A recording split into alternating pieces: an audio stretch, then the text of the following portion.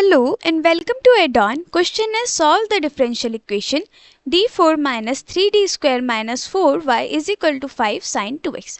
ये क्या है? It is a non-homogeneous differential equation with constant coefficients. इस इक्वेशन को सॉल्व करना है, दैट इज हमें क्या फाइंड आउट करना है, हमें वाई एक्स फाइंड आउट करना है. एंड उसको फाइंड आउट करने के लिए हमें दो चीज़ चाहिए होंगी. Y X is equal to C F plus P I. C F क्या होता है? It is a complementary function and P A is a particular integral. Normally ये नॉन होमोजीनियस है, दैट इज़ जो राइट हैंड साइड है ये क्या है, नॉन जीरो. यहाँ पे कोई हमें फंक्शन गिवन है.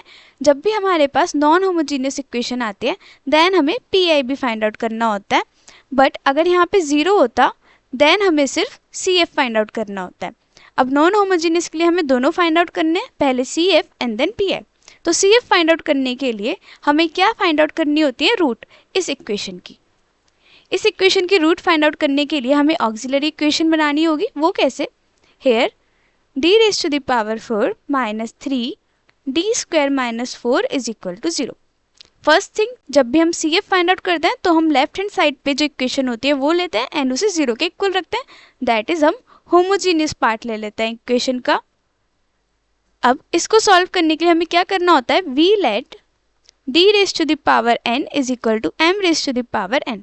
एंड ऑल्सो हमें पता होना चाहिए कि ये जो कैपिटल डी है ये क्या होता है, it is derivative with respect to x. अब इसको करना है सॉल्व. ऑक्सिलरी इक्वेशन क्या होगी, ऑक्सिलरी इक्वेशन और इसे कैरेक्टरिस्टिक इक्वेशन भी बोलते हैं, is m raise to the power 4 d raise to the power 4 किसके इक्वल है, m raise to the power 4 minus 3 m square minus 4 is equal to 0. अब पॉलिनोमियल आ गया, इसकी रूट्स फाइंड आउट कर लेंगे. वो कैसे होगी, अब ये क्या है, इसकी डिग्री 4 है बट हमें डिग्री 2 के लिए रूट्स फाइंड आउट करना आता है तो हम इसे डिग्री 2 में कन्वर्ट कर लेंगे. We let m square is equal to t. ऐसा करेंगे तो ये क्या हो जाएगा, डिग्री 2 में कन्वर्ट हो जाएगा. So m square is equal to t हो गया. ये इक्वेशन क्या बन जाएगी, mark this as 1. Equation 1 becomes m4 है तो ये क्या हो जाएगा, इसको हम ऐसे लिख लेते हैं, m4 minus 3m square minus 4 is equal to 0. m4 को हम लिख सकते हैं m स्क्वायर का होल स्क्वायर. तो ये क्या बन जाएगा, t square minus 3 m square क्या था t minus 4 is equal to 0. m square के प्लेस पे हमने क्या ले लिया, t. अब ये क्या हो गई, क्वाड्रेटिक इक्वेशन. इसको सॉल्व कर लेंगे. अब हमें यहाँ पे ऐसा नंबर चाहिए जिसका प्रोडक्ट होने पर 4 आए एंड एडिशन या सब्ट्रैक्शन होने पर 3 आए. तो वो क्या होगा, 4 मल्टीप्लाई 1, क्योंकि 4 माइनस 1 क्या होता है 3 एंड 4 मल्टीप्लाई 1 इज 4. अब ये हो जाएगा टी स्क्वायर माइनस 4t. अब बाहर माइनस है तो ब्रैकेट ओपन करेंगे तो ये क्या हो जाएगा, प्लस टी माइनस 4 यहाँ पे इज इक्वल टू 0. अब रूट्स लेनी है तो इन दो में से कॉमन ले लेंगे, ये हो जाएगा t common, t minus 4 plus 1 t minus 4. क्योंकि इन दोनों में कुछ कॉमन नहीं था, 1 कॉमन था तो हमने 1 बाहर लिया. अब ये जो दो रूट्स आती हैं, मतलब ये जो फैक्टर्स आता है ये दोनों सेम आने चाहिए. अगर सेम नहीं आ रहे दैट मीन्स हमने कोई मिस्टेक की है, is equal to 0. Then factors क्या होंगे, t minus 4 and t plus 1 is equal to 0. Factors क्या हुए, t minus 4 t plus 1 is equal to 0. That is t minus 4 is equal to 0 और t plus 1 is equal to 0. This implies t क्या हो जाएगा 4 और t हो जाएगा minus 1. अब t क्या था, m स्क्वायर, तो हो जाएगा m square is equal to 4 and m square is equal to minus 1. अब m square is equal to 4 का क्या मतलब है, m is equal to plus minus under root 4 and plus minus under root 4 क्या हो जाएगा, प्लस माइनस 2. तो पहली हमारे पास ये रूट आ गई.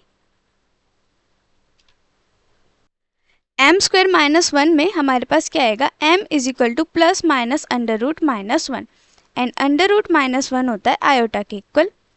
तो ये क्या हो जाएगा, plus minus iota. That is हमारे पास एक रूट आ गई कॉम्प्लेक्स में और ये वाली दो आ गई रियल. ऑल्सो रिमेंबर, जब भी कॉम्प्लेक्स रूट आती है, complex root is always in pair, that is उसका कॉन्जुगेट भी उसके साथ होता है। अगर प्लस आयोटा आया है देन माइनस आयोटा भी आएगा। अगर a प्लस आयोटा b आया है then a minus iota b भी आएगा, जो क्या होता है, कॉन्जुगेट होता है। a प्लस आयोटा b का कॉन्जुगेट होता है।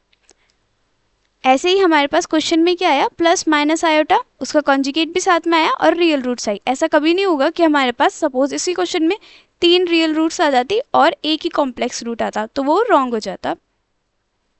अब CF फाइंड आउट करने के लिए हमने रूट्स निकाली है एंड रूट्स के बेसिस पर ही CF आता है। अब रूट्स कैसी हैं उस हिसाब से CF में फॉर्मूलाज होते हैं जो हमें याद करने पड़ेंगे। सो हम पहले फॉर्मूलाज देख लेते हैं। पहला, जब रूट्स क्या हैं, real and distinct, that is suppose हमारे पास रूट्स क्या हैं, m1 m2 and so on till mn तक रूट्स हैं। हम n डिग्री की बात कर लेते हैं, इन जनरल सॉल्व कर लेंगे। एंड वो क्या है, इक्वल नहीं है, that is m1 is not equal to m2 is not equal to so on till mn। कोई भी रूट आपस में इक्वल नहीं है और सारी रूट्स क्या है, रियल। देन फॉर्मूला होगा c1 e raise to the power m1t plus c2 e raise to the power m2t so on till cn e raised to the power mnt. This is the formula for real and distinct roots,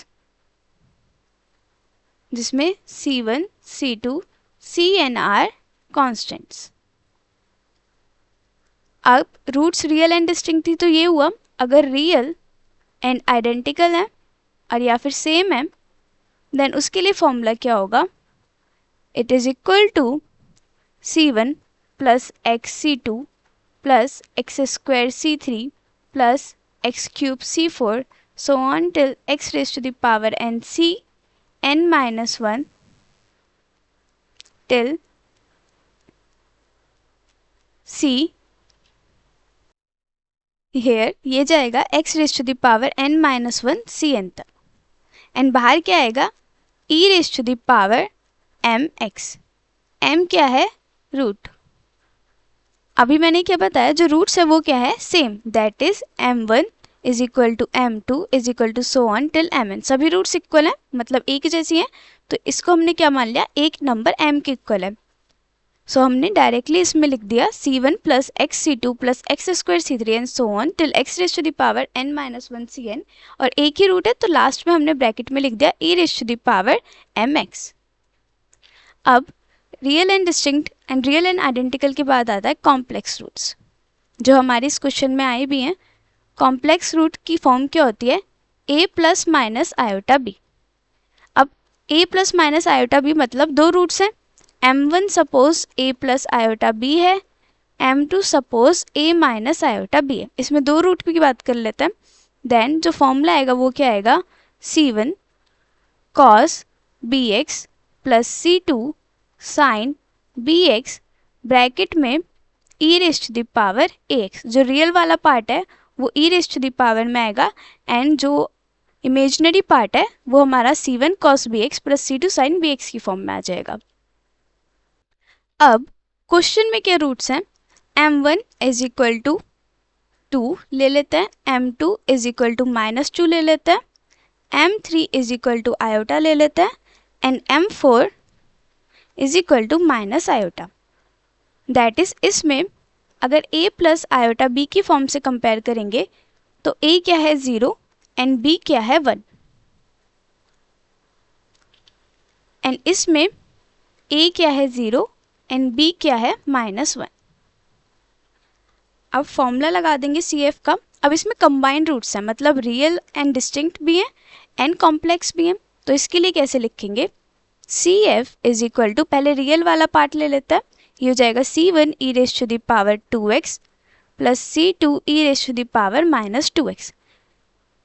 अब complex वाला ले लेते हैं, complex में आ जाएगा e raise to the power ax, a क्या है 0 0x ब्रैकेट में c1 cos bx, b क्या है 1 plus c2 sign x, b क्या है 1, क्योंकि इक्वेशन की फॉर्मेशन क्या होती है, a plus minus iota b की फॉर्म, एंड ये क्या है plus iota b form, and ये क्या है माइनस आयोटा b फॉर्म।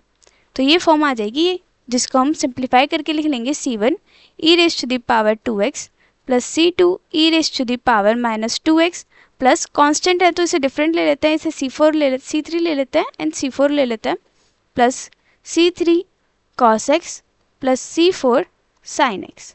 बस हमें जो रूट्स हैं वो फॉर्मूले के हिसाब से ऐड करके लिखनी है। नाउ CF के बाद हमारे पास आता है PI that is particular integral. उसके लिए फॉर्मूला होता है 1/f(d) QX। QX क्या है? It is a function on right hand side. वो हमें क्या गिवन है? 1/f(d) फंक्शन है 5 sin 2x एंड fd ये होता है, this is fd and this is QX। QX हमारे पास है, fd भी है, लिख लेंगे it is 5 sin 2x which is equal to 1/fd क्या था? d raise to the power 4 minus 3d square minus 4 5 sin 2x। अब जो कांस्टेंट है उसे दूसरी तरफ लिख लेते हैं, that is 5 1/d raise to the power 4 minus 3d square minus 4 sin 2x। अब इसको सॉल्व करने के लिए हमारे पास दो मेथड हैं। पहला मेथड है जनरल मेथड, वो सभी फंक्शंस के लिए होता है, दैट इज यहाँ पे कोई भी फंक्शन q हो सकता है एंड इसके लिए फॉर्मूला होता है 1/d minus alpha QX is equal to e raise to the power alpha x integration QX multiply e raise to the power minus alpha x dx। This is the formula for general method. अब ये d minus alpha क्या है? Alpha है root जो हमने find out करी। अब हमारे क्वेश्चन में हमारे पास कितनी रूट्स आई? 4 रूट्स। उस हिसाब से ये जो जनरल मेथड है ये बहुत लेंथी हो जाएगा। सिंस हमारे पास सपोज रूट्स थी, हम मान लेते हैं प्लस माइनस 2 के लिए एंड जो फंक्शन है ये वाला, इसका अगर हम फैक्टर करेंगे तो ये किस फॉर्म में आएगा? डी स्क्वायर हेयर, ये जो t माइनस 4 और t प्लस 1 आया था इसी को हम फैक्टराइज फॉर्म में लिख लेंगे। ये होगा D square minus 4 and D square plus 1, ये वाली फॉर्म आ जाएगी एंड इसको हमें simple d minus alpha and d plus alpha की फॉर्म में लिखना है। देन ये क्या हो जाएगा? ये डी स्क्वायर माइनस 4 को हम लिख सकते हैं d minus 2 d plus 2 and D square plus 1 को हम लिख सकते हैं d minus iota and d plus iota. अब हमारे पास ये क्या आ गए? 4 फैक्टर्स आ गए। अब ये 4 फैक्टर्स आ गए तो हमें ये वाला फॉर्म 4 बार अप्लाई करना होगा, ये वाला फॉर्मूला। दैट इज पहले d प्लस 1 के लिए लेके सॉल्व करेंगे, जो सॉल्यूशन आएगा उसको फिर d माइनस आयोटा के साथ लेके सॉल्व करेंगे, देन जो सॉल्यूशन आएगा उसको d प्लस 2 के साथ लेके सॉल्व करेंगे, ऐसे ही टिल d माइनस 2 तक। तो ये हो गया लेंथी। इसलिए हमारे पास फंक्शन साइन ax और cos ax फंक्शन के लिए एक स्पेशल केस होता है for sine ax and cos ax we use steps. First replace d square by minus a square, जिसमें pi की फॉर्म क्या होती है? It is 1/f of d, function होता है d वाला एंड यहाँ पे qx की फॉर्म क्या है? साइन ax है या फिर cos ax है, दोनों के लिए अप्लाई होता है। देन हमारा पास सबसे पहला स्टेप है कि हमें डी स्क्वायर को बाय माइनस ए स्क्वायर से रिप्लेस करना होगा एंड ए क्या है? This is sine A X and cos A x. ये हम यहाँ से कंपेयर करके फाइंड आउट कर लेंगे।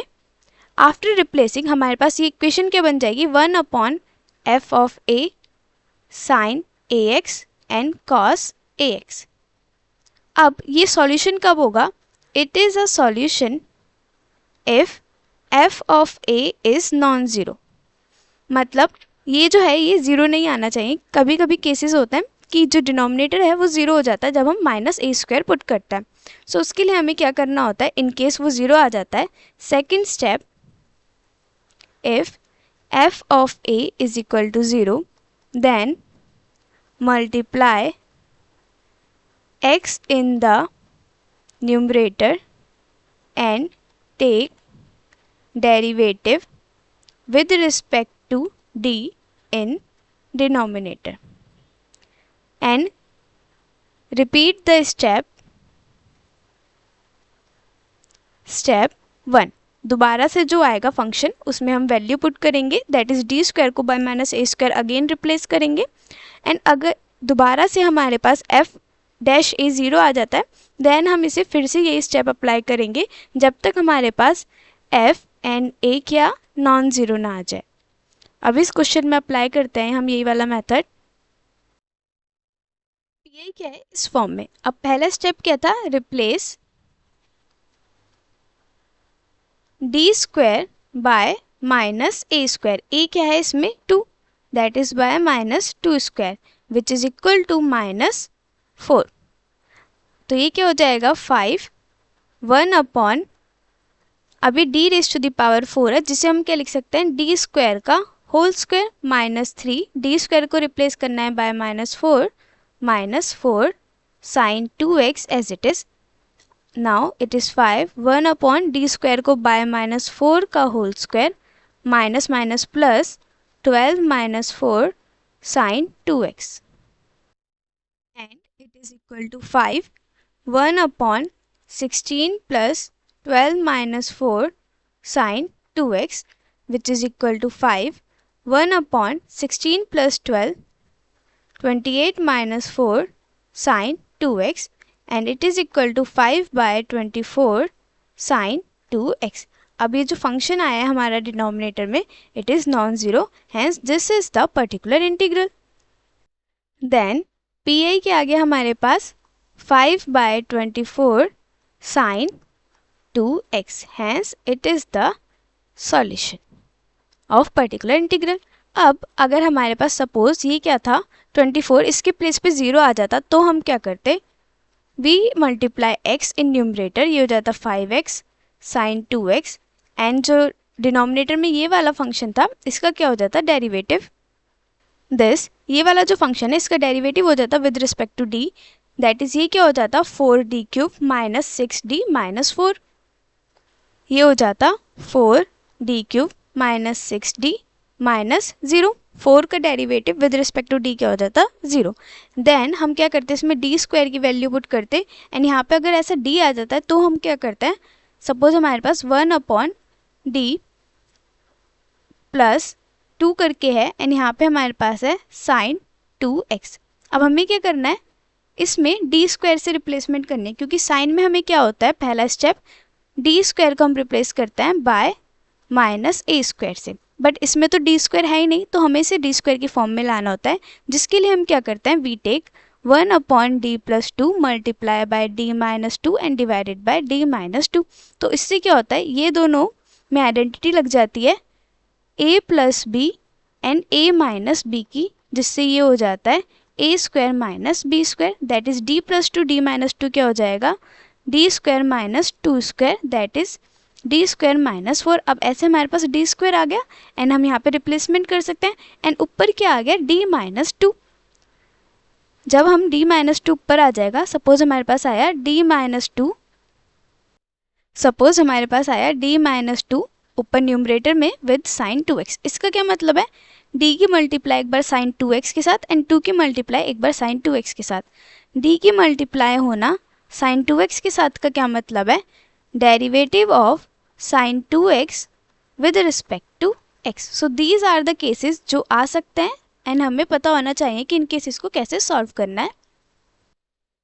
Now back to question, CF हमारे पास है, PI हमारे पास है, YX क्या है CF प्लस PI, बस ये दोनों वैल्यूज को एक साथ लिखना है। तो ये क्या हो जाएगा YX the solution is equal to CF plus PI।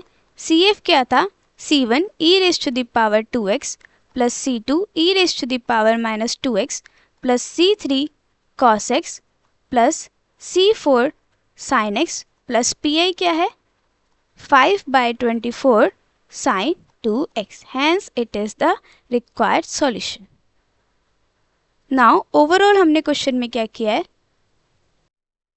Question में हमें डिफरेंशियल इक्वेशन गिवन थी जो थी non homogeneous differential equation solve करते वक्त हमें दो सॉल्यूशन पता करने होते हैं, एक CF एंड एक PI। CF पता करने के लिए हमें रूट्स फाइंड आउट करनी होती है। वो कैसे? सबसे पहले हमें एक ऑक्सिलरी इक्वेशन बनाते हैं जिसमें हम d⁻n को m⁻n की फॉर्म में लिखते हैं सो दैट हमारे पास इक्वेशन आ पाए एंड देन हम उसके थ्रू रूट फाइंड आउट कर पाएँ। अब इसमें क्या थी? 4th डिग्री थी, तो 4th डिग्री के लिए हमने क्या करा, इसे क्वाड्रेटिक इक्वेशन में कन्वर्ट करने के लिए ये लेट करा m² = t एंड देन हमने इसे सॉल्व करके रूट्स फाइंड आउट करी। अब डिग्री 4 थी तो रूट्स भी 4 होंगी, तो हमारे पास रूट्स क्या है? +-2 and + iota. Also point two remember कि जो रूट्स आती हैं कॉम्प्लेक्स वो हमेशा पेयर में आती है, दैट इज़ उसका कॉन्जुगेट भी साथ होता है। अगर हमारे पास माइनस आयोटा है तो प्लस आयोटा आएगा और अगर प्लस आयोटा है तो उसका माइनस आयोटा भी आएगा। अब CF में रूट्स के हिसाब से जो फॉर्मूला होता है वो देखिए। हमारे क्वेश्चन में हमारे पास कौन सी रूट्स थी? रियल एंड डिस्टिंक्ट वाली थी और कॉम्प्लेक्स वाली थी। रियल एंड डिस्टिंक्ट के लिए हमने फॉर्मूला लगाया C1e⁻m1t + C2e⁻m2t एंड कॉम्प्लेक्स के लिए हमने फॉर्मूला लगाया C1 cos bx + C2 sin bx and e⁻ax। CF find out करा जिसमें हमने पहले रियल रूट्स लिख ली, रियल एंड डिस्टिंक्ट रूट का फॉर्मूला लगाया, देन कॉम्प्लेक्स रूट का फॉर्मूला लगाया। नेक्स्ट हमें फाइंड आउट करना था PI, जिसको फाइंड आउट करने के लिए इन जनरल हमारे पास दो मेथड होते हैं। एक जनरल मेथड होता है जो हर एक फंक्शन के लिए होता है, ज़रूरी नहीं है कि साइन फंक्शन हो, बट हमारे पास एक मेथड होता है जो सिर्फ साइन और कॉस फंक्शन के लिए होता है। तो हमने साइन और कॉस फंक्शन के लिए जो स्पेशल केस होता है वो अप्लाई किया, क्योंकि जनरल मेथड से क्वेश्चन क्या हो रहा था? बहुत ज़्यादा लेंथी। सिंस जनरल मेथड में क्या करना होता है, हमें फैक्टर्स लेने पड़ते हैं। अब इसके कितने फैक्टर्स हुए? 4 फैक्टर, दैट मीन्स हमें यही वाला फॉर्मूला 4 बार अप्लाई करना था, so that would be lengthy. तो हमने क्या करा? स्पेशल केस वाला फॉर्मूला अप्लाई करा एंड मोस्टली क्वेश्चंस में यही अप्लाई करना होता है। हम जनरल मेथड जब यूज़ करते हैं जब हमारे पास जो फंक्शन है वो हमारे पास गिवन फंक्शन ना हो। मोस्टली जनरल केसेस किस किस के लिए हमारे पास होते हैं? अगर हमारे पास फंक्शन है e⁻ax sin ax cos ax and x multiply कोई फंक्शन है v, इन केसेस के लिए हमारे पास क्या होता है? Special cases. सो उसके लिए हमारे पास स्टेप्स होते हैं जो हम सॉल्व कर लेते हैं। तो sin ax के लिए हमारे पास था, हमने वो स्टेप्स अप्लाई करे। पहला स्टेप था replacing d² bye -a² and हमारे पास जो इक्वेशन होती है वो होती है 1/fd sin ax या cos ax। ये स्टेप दोनों के लिए यूज़ होते हैं, साइन के लिए भी और कॉस के लिए भी। हमारे क्वेश्चन में हमें साइन गिवन था तो हमने साइन पे अप्लाई करा एंड हमारे पास एक और स्टेप होता है, इन केस जो डिनोमिनेटर है वो a² की वैल्यू पुट करने पर 0 आ जाए तो उसमें हम क्या करते हैं? हमने क्वेश्चन में अप्लाई करा, d² को रिप्लेस करा बाय -a² जो था -4। रिप्लेस करने के बाद वो सॉल्व होकर हमारे पास नॉन ज़ीरो वैल्यू आई, हैंस PI हमारा ये हो गया। उसके बाद हमने केस देखा, इन केस 0 वैल्यू आ जाती तो हमें क्या करना था? न्यूमरेटर में एक x की मल्टीप्लाई करनी थी एंड जो डिनोमिनेटर वाला पार्ट था उसका डेरिवेटिव लेना था with respect to d। Then again हमें d² को बाय -a² से रिप्लेस करना था। अगर नॉन ज़ीरो आता वेल एंड गुड, अगर नॉन ज़ीरो नहीं आता मतलब 0 आ जाता तो उसके लिए हमें फिर से क्या करना पड़ता? एक और x की मल्टीप्लाई करनी होती, इसका डेरिवेटिव लेना होता और ऐसे ही हम कंटिन्यू करते हैं जब तक जो डिनोमिनेटर है वो नॉन ज़ीरो ना आ जाए। अब हमारे पास क्या केस आ सकता है? सपोज हमारे पास ऐसी इक्वेशन आ जाती है जिसमें d² है ही नहीं डिनोमिनेटर में, तो उसके लिए हमें क्या करना पड़ता है? यहाँ पे मल्टीप्लाई लेना होता है बाय d-2 एंड d+2, मतलब जैसी भी फॉर्म है उस हिसाब से कॉन्जुगेट से मल्टीप्लाई ले लेता है, नॉट कॉन्जुगेट, उसके अपोजिट साइन से। सपोज d+2 है तो d-2 से यहाँ पे जो साइन होता है वो चेंज करके मल्टीप्लिकेशन ले लेंगे, देन फॉर्मूला अप्लाई करेंगे डिनोमिनेटर में ये वाला, उसके थ्रू जो हमारी इक्वेशन है वो d² की फॉर्म में कन्वर्ट हो जाएगी। ऐसे d² - 4 इस फॉर्म में कन्वर्ट हो जाएगी। देन हम इजीली अप्लाई कर सकते हैं, d² को रिप्लेस कर सकते हैं बाय -a² एंड जो न्यूमरेटर में बचता है वो हमारे पास ऐसे सिंगल d बचता है। उसका क्या मतलब होता है? उसका मतलब होता है derivative with respect to x। So these are the cases जो आ सकते हैं, तो हमें पता होना चाहिए उसको कैसे सॉल्व करना है।